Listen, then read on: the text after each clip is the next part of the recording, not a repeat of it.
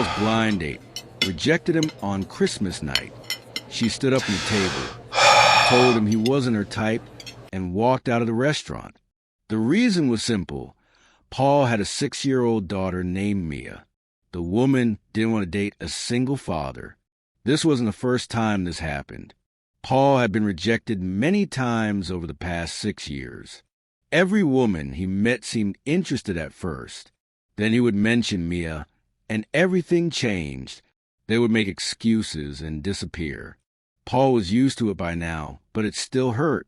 He was about to leave the restaurant when a woman at the next table spoke to him. Her name was Lorie Beaumont, and she was beautiful. She wore an expensive red dress and diamond earrings.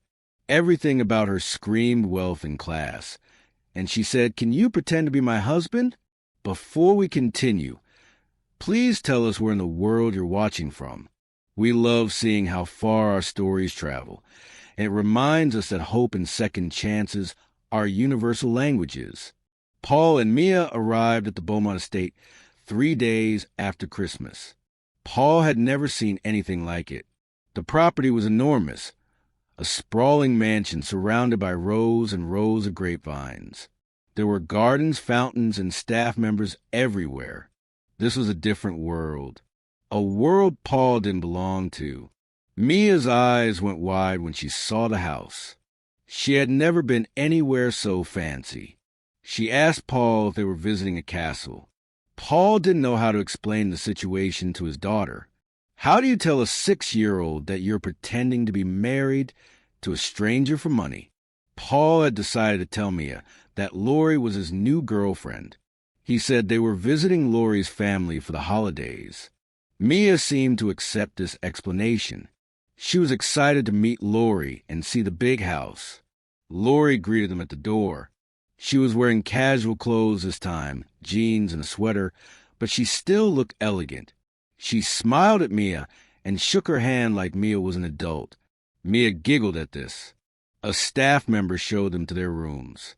Paul was surprised to learn he and Lorie would have separate bedrooms. Of course they would. This wasn't real. They were just playing pretend. But something about the separate rooms made the whole situation feel even more fake. That evening, Lorie's family came for dinner. There was her grandfather, a stern old man with sharp eyes. There was Victor, her cousin, who smiled too much and watched everything carefully. There were aunts and uncles and distant relatives Paul couldn't keep track of. Everyone wanted to know about Paul. They asked how he and Lorie met. They asked about his job. They asked about Mia. Paul felt like he was being interrogated. He stumbled over his answers, trying to remember the fake story he and Lorie had created. Lorie rescued him every time he struggled. She would jump in with details about their relationship. She told everyone they met at a charity event 6 months ago.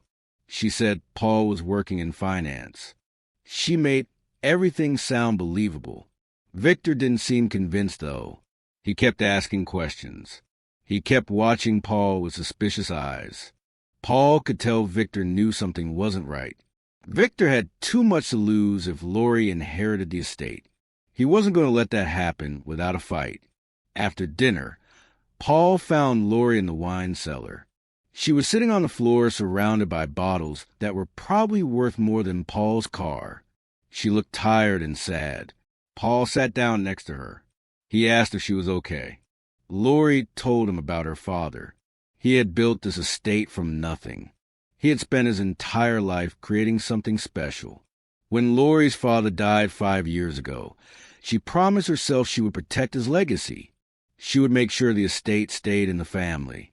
That's why losing it to Victor would be so devastating. Paul understood that kind of pressure.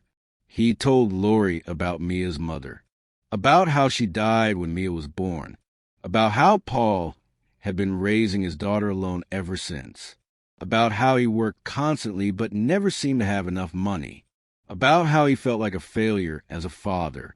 They sat in that wine cellar for hours talking about their lives. For the first time since they met, they weren't pretending. They were just two lonely people sharing their pain. Paul realized something that night. Lorie wasn't just a rich woman trying to protect her inheritance. She was scared and lonely, just like him. She wanted the same things Paul wanted: family, connection, love. But her wealth had made it impossible to find those things. When they finally went upstairs, Paul lay in bed thinking about Lorie. This arrangement was supposed to be simple: pretend to be married, collect the money, leave. But after one day at the estate, Paul already knew it was going to be much more complicated than that. The next few days passed quickly. Paul and Mia settled into life at the estate. Mia loved exploring the gardens and watching the workers in the vineyard. She followed Lorie everywhere, asking a million questions about wine and grapes and the business. Lorie was surprisingly good with Mia. Paul had expected her to be uncomfortable around children. Rich, successful women like Lorie didn't usually have time for kids.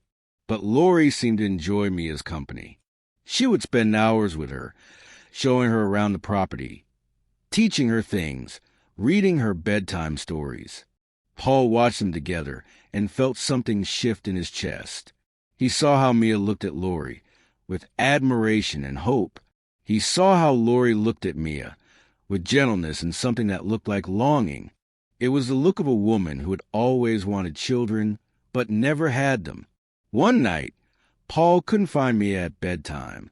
He searched the house and finally found her in Lorie's room. Mia was curled up next to Lorie on the bed. Lorie was reading her a story. They both looked so peaceful and happy. Paul stood in the doorway, watching them. This was what a family looked like. This was what Mia deserved. A mother figure who cared about her. Someone who had time and patience and love to give. When the story ended, Mia looked up at Paul. "Daddy, can Miss Lorie be my new mom?" she asked. The question hung in the air. Paul didn't know what to say. Lorie's eyes filled with tears. Neither of them had expected this. Neither of them were prepared for Mia to get attached so quickly. Paul told Mia it was time for bed. He carried her to her room and tucked her in. When she was asleep, he went back to find Lorie. Lorie was standing by her window, looking out at the vineyard. She apologized for getting close to Mia. She said she should have kept more distance. She never meant for Mia to think this was real. Paul told her it wasn't her fault. He said Mia just wanted a mother. Every little girl wants a mother. And Lorie had been so kind to her. Of course Mia got attached. They stood there in silence for a long time. Then Lorie told Paul something she had never told anyone before. She said she couldn't have children.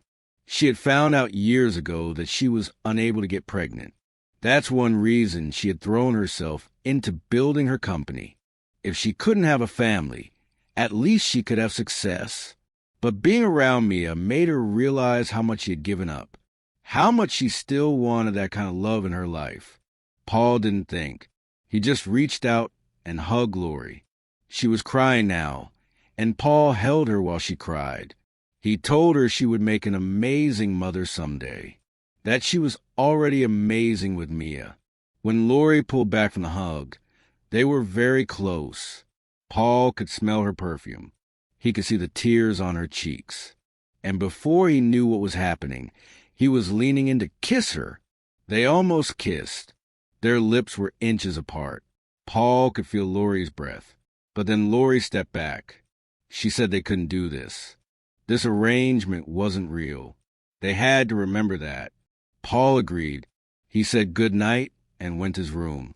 But lying in bed that night, all Paul could think about was Lorie, about how she felt in his arms, about how much he wanted to kiss her, about how this fake marriage was starting to feel very real. Meanwhile, Victor was working behind the scenes. He had hired a private investigator to look into Paul's background. He was determined to prove that Paul and Lorie's relationship was fake. He knew something wasn't right.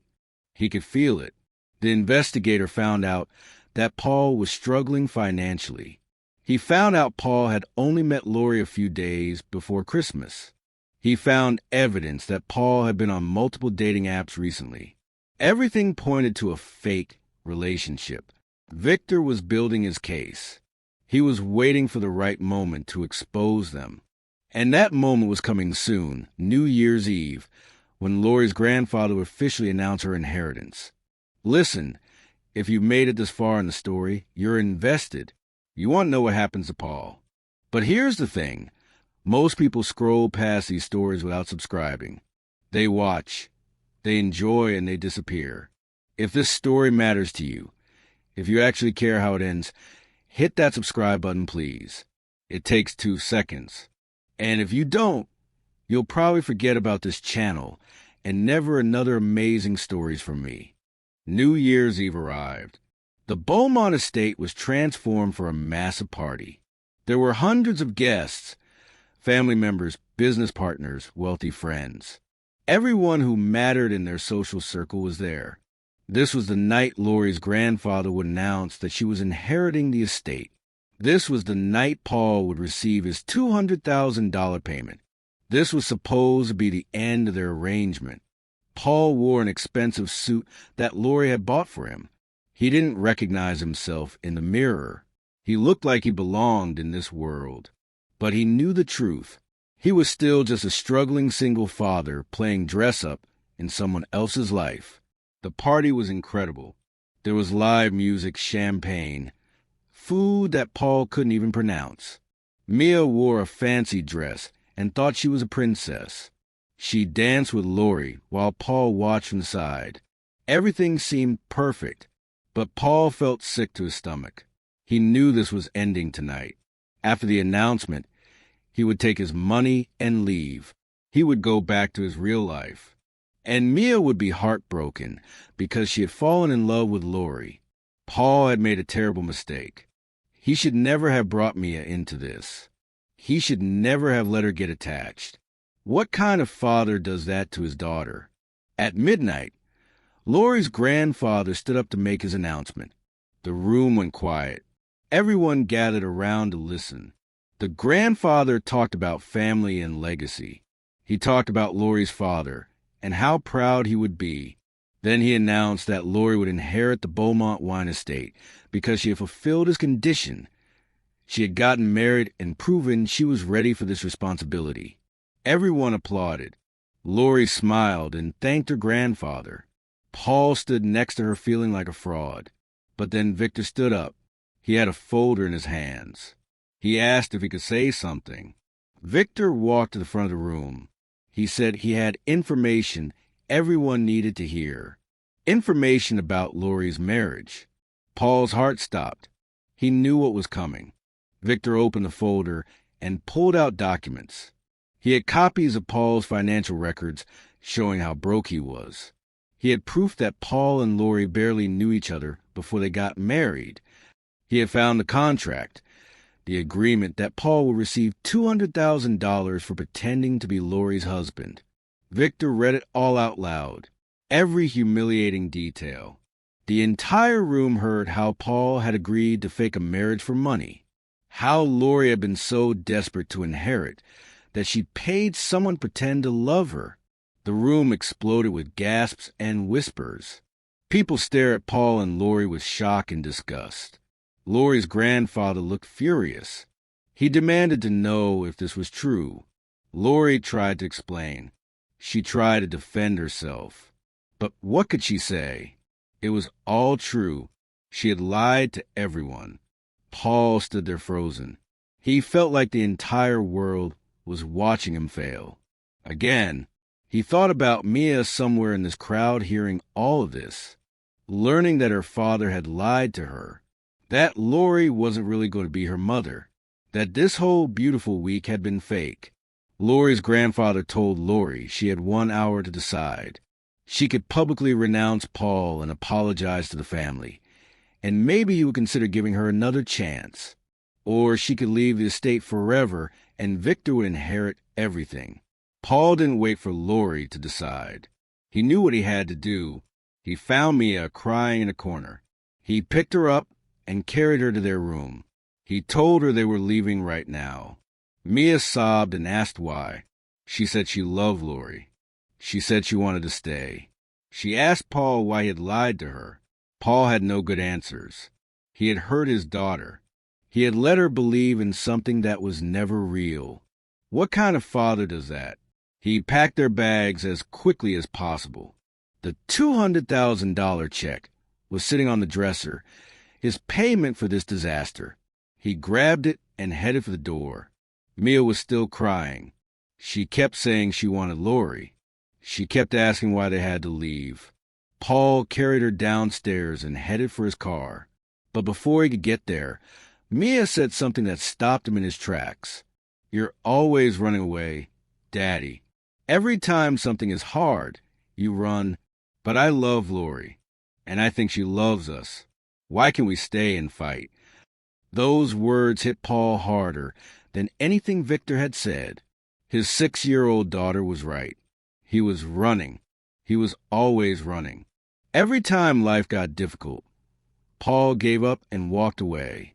That's what he had been doing for 6 years. He had been telling himself he was protecting Mia, but really he was protecting himself. He was too scared to fight for anything, too scared to believe he deserved good things. Paul put Mia down. He looked at his daughter, really looked at her, and saw disappointment in her eyes. She was disappointed in him, and she should be. For 6 years, Paul had taught Mia that running was easier than fighting, that giving up was safer than trying. What kind of lesson was that for a father to teach his daughter? Paul thought about the check in his pocket. That's what he had wanted, right? The money, security for Mia. But what was money worth if Mia learned that love wasn't worth fighting for? Paul made a decision. He took the check out of his pocket and looked at it. $200,000. Everything he thought he needed. Everything he thought would make him a good father. But he was wrong. Money wouldn't make him a good father. Being brave would. Fighting for the people he loved would. Showing Mia that some things matter more than money. Paul tore up the check. Mia stared at him with wide eyes. "What are you doing, Daddy?" "I'm done running," Paul said. "Let's go get Lorie." Paul and Mia ran back into the house. The party was over. Most of the guests had left. Paul found Lorie in her grandfather's study with Victor and the old man. Lorie's grandfather was yelling at her. He was telling her she had embarrassed the entire family, that she had proven she wasn't responsible enough to run the business. Victor was smirking, knowing he had won. Paul burst into the room. Everyone turned to look at him. "I'm not leaving," Paul announced. Lorie stared at him in shock. "Paul, what are you doing?" Paul walked up to Lorie's grandfather. He said he needed to say something. The old man looked angry, but he nodded. Paul told the truth. He told them everything. Yes, he had agreed to pretend to be Lorie's husband for money. Yes, he was broke and desperate. Yes, the whole thing started as a fake arrangement. But something happened over the past week. Paul fell in love with Lorie. Real love, not pretend. And his daughter fell in love with her too. They became a family, a real family, even though it started as a lie. Paul said he didn't care about the money anymore. He had torn up the check. He wasn't there for an inheritance or a payout. He was there because he loved Lorie and wanted to be with her. He turned to Lorie. "I spent 6 years thinking I wasn't good enough, thinking I couldn't give Mia the life she deserved. But I was wrong. Mia doesn't need money. She needs a father who fights for what matters. She needs to see that love is worth more than any amount of wealth. And I love you, Lorie. I love you for real. Not because of your estate or your family or any of this. I love you because you're kind and strong and you make my daughter smile. That's all that matters to me." Tears streamed down Lorie's face. She had never heard anyone say those words to her before. Every man she had dated wanted something from her. But Paul was willing to walk away for money just to be with her. Lorie turned to her grandfather. She said she had something to say too. She told her grandfather that Paul was right. Their relationship started as a fake arrangement, But it became real. Over the past week, Lorie had discovered what really mattered in life. It wasn't the estate or the business or the family legacy. It was love. It was connection. It was having people who cared about you for who you are, not what you own. Lorie said she was choosing Paul and Mia. If her grandfather couldn't accept that, then she would walk away from everything. She would leave the estate, leave the business, leave the family. She would rather have love than money. The room was silent. Victor looked panicked. This wasn't how things were supposed to go. Lorie's grandfather sat down heavily in his chair. He looked old and tired. He stared at Lorie and Paul for a long time without saying anything. Finally, he spoke. He said he had made a mistake. He had given Lorie the marriage ultimatum because he thought she needed to settle down and be responsible. But watching her now, he realized she already was responsible. She was brave enough to choose love over wealth. That took more strength than running a business ever would. The grandfather said Lorie would still inherit the estate, not because she got married, but because she had proven she knew what really mattered in life. And if Paul and Mia were her choice, then the grandfather would accept them into the family. Victor tried to protest, but the grandfather silenced him. It was done. Lorie burst into tears. She hugged her grandfather, then turned and hugged Paul and Mia. They stood there in that study holding each other, while Victor stormed out in anger. 3 months later, Paul and Lorie got married for real. Not in a big ceremony with hundreds of guests, just a small wedding in the vineyard with close family and friends. Mia was the flower girl. She wore a white dress and carried a basket of rose petals. She had never been happier in her entire life. Paul wore a simple suit. As he watched Lorie walk down the aisle between the grapevines, he couldn't believe this was his life now. He had gone from a struggling single father to a husband with a real family, not because of money, but because he finally learned to fight for what mattered. The ceremony was short and sweet. When the minister said Paul could kiss his bride, Mia cheered louder than anyone. After the wedding, there was a small reception. Paul danced with Lorie, while Mia spun in circles around them. The sun was setting over the vineyard, painting everything golden. Paul thought about what he would tell Mia when she was older, about how this whole thing taught him that doing the right thing matters. That love isn't about what you can provide or how much money you have. It's about showing up. It's about fighting for the people you care about. It's about being brave even when you're scared. Paul had almost lost everything by agreeing to that fake marriage arrangement. But in the end, he gained something more valuable than he ever imagined. He gained self-respect. He gained real love. He gained the ability to look his daughter in the eye and know he had lived up to the lessons he was trying to teach. He taught Mia that running away is easy, but fighting for what matters is hard.